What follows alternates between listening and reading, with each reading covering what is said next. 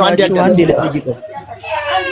አንድ ያዳምጥ እውነተኛው አንድ ስንታዬ አንድ ያናገረውና አንድ ያናገረው ሃይማኖቱ ምንድነው? አንተ ኦርቶዶክስ። እኔ የጥንቷ የጠዋታ ኦርቶዶክስ ተዋህዶ የሥላሴ አማኝ። ዝም በል አፍህን የከፈትክ አንተ ኦርቶዶክስ አትበል። እሺ ክፈት አንተ አፍህን እስቲ አንተን አፍ ሲከፈት ልንገርህ አንዴ ስማ። የክርስትና ዋነኛ እምነት እንደሚለው ማለት ነው ሶስት እግዚአብሔር አለ ማለት አይቻልም። ገብቶሃል አይደል?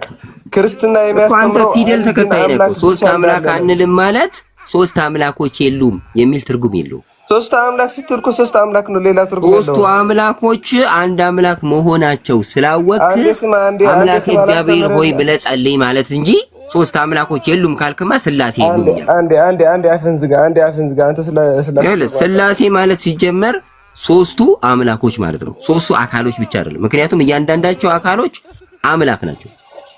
ሥላሴ ስትል ሶስቱ አምላኮች ያልሆኑ ሶስቱ አካል ምን አይነት አካል አምላክ ያልሆኑ አካል የኛንተ መረዳት አስቀምጠውና እናውራ። ሶስት አምላክ የሚለውን አንተ ያዘው። የትም አላመጣሁት ከቤተ ክርስቲያኑ ነው የመጣሁት። አንተ ያዘው፣ ይሄንን አንተ ያዘው። ልጠይቀው ቅድም እኮ ይዤው ነበረ ወጣሁኝ፣ ድንገት ስልክ ተደውሎብኝ። ይኸውልህ እውነተኛው ልንገርህ አንዴ፣ አንተ አሁን የምትናገርበት መንገድ የተሳሳተ መንገድ ይዘህ እኛን እንትን ለማለት ነው። አንተ አሁን ምንድነው መለኮት ማለት በመለኮት በስልጣን በአገዛዝ አንድ ናቸው።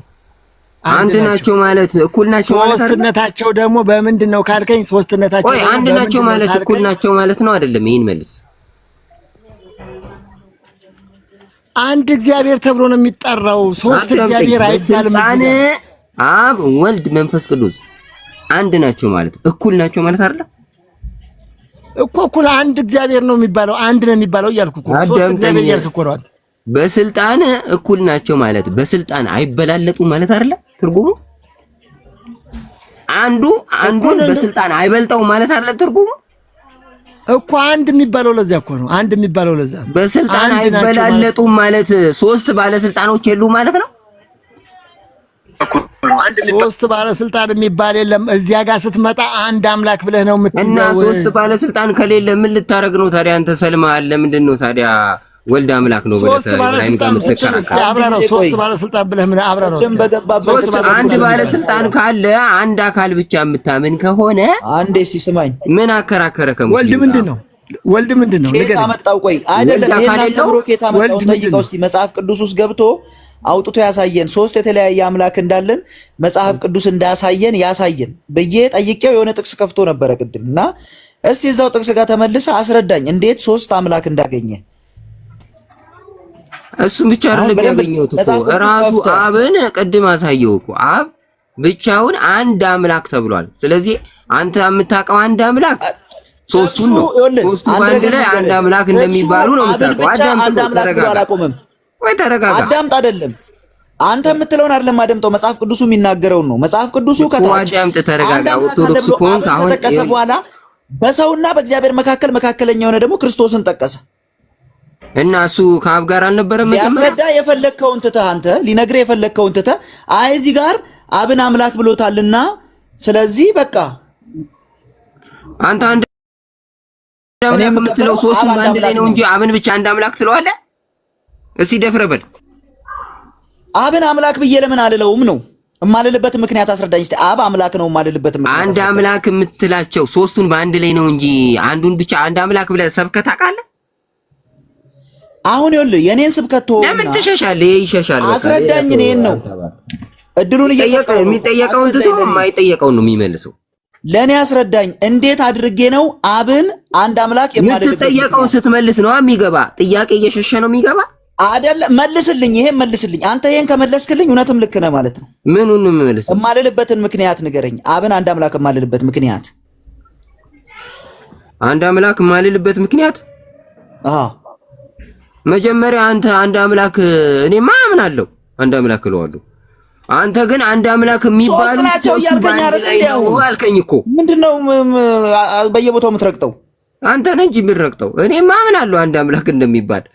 አንተ ግን አንድ አምላክ የሚባሉት ሶስቱ ባንድ ላይ ናቸው ብለህ ያልከራከር ያለው ሶስት አምላክ ነው ያለን ስትል አልነበር እንዴ? አሁን እና አብም አንድ አምላክ ነው፣ አካል አለው እኮ አንድ አካል ያለው ነው። አንድ አምላክ የተባለው አካል አለው፣ አካሉ አምላክ ነው ማለት ነው። አምላክ የተባለበትን እንደው እስቲ ከመጽሐፍ ቅዱስ ብቻውን አምላክ የተባለበት ጅርጅር ነው የሚለው ልጁ። ከሌላ ሰው ጋር አውራ። የሚጠየቀው ትቶ የማይጠየቀው ነው የሚመልስ አይደለም። እውቀቱ ካለህ እኮ ይኸውልህ አንተ አሁን አምነሃል ወልድ አንድ አምላክ ነው። ብለህ አማርኛ አንድ አምላክ ነው ብለሃል። ይሄንን ሁሉ ካመንክ አሳየኝ ነው የት የምትናገረው? ነጣጥለህ አንድ የተባሉበትን አሳየኝ እኔ እንድቀበልህ። የሆነ ያልሆነ ትምህርት ይዘህ መተህ እዚህ ሰዎችን ግራ አታጋባ። ግራ የገባህ ስትጠይቅ መልሳ የተጠየቀውን ፖይንት መልስ። ከጠየቁ ሶስቱ ጥያቄ እኮ አንዱን አልመለስክም። እውነተኛው ሰላም። አሁን በአጭሩ በቃ ባለመስማማታችሁ ሁለታችሁም ኦርቶዶክስ ናችሁ። በኦርቶዶክስ ደግሞ ሁለት ነገር እንዳለ አይተናል። አንደኛው ሶስት አምላክ እንደሚያመልክ አይተናል። አንደኛው ደግሞ ሶስትም አንድም ብሎ እንደሚያምን አይተናል። ስለዚህ ሁለት አይነት ኦርቶዶክስ እንዳለ ዛሬ ተረድተናል ማለት ነው። ስለዚህ እኛ የዚህኛውን ኦርቶዶክስ አይነት አናውቅም። ይቅርታ አድርግልኝ። ብቻውን ነው በነገራችን ላይ ብቻውን ነው። ታውቀዋለህ እሱን አንተ የእሱን አይነት ኦርቶዶክስነት ታውቀዋለህ? የእሱ ኦርቶዶክስነት የዘልማድ ኦርቶዶክስነት እንደሆነ የማውቀው እኔ አሁን ኦርቶዶክስ አይደለሁም ስነግራችሁ፣ እኔ ኦርቶዶክስ አይደለሁም። ግን እና ምን አገባ ታዲያ ስለኛ ለምንድን ነው የሚያገባው? ምን አገባህ ይላል እንዴ? ስለ ክርስትና አይደል እያወራህ ያለው? እናንተ ለማንኛውም ኦርቶዶክስ ነኝ ብለህ ማን አውራ አለ? ፕሮቴስታንት ከሆንክ ፕሮቴስታኑ የስላሴ አማኝ ብለህ አታወራ? ምን አገባህ? በስላሴ አስተምሮ ካቶሊክ፣ ኦርቶዶክስ፣ ፕሮቴስታንት አይለያይም። ፕሮቴስታንት ሆኖ ይህንን ለመለየት ኢየሱስ አሁን አማላጅ ነው ወይስ አይደለም? እስቲ ለምን በዚህ አታወሩ? መጀመሪያ ይህንን እንድንለይ ማለት ነው። እውነተኛ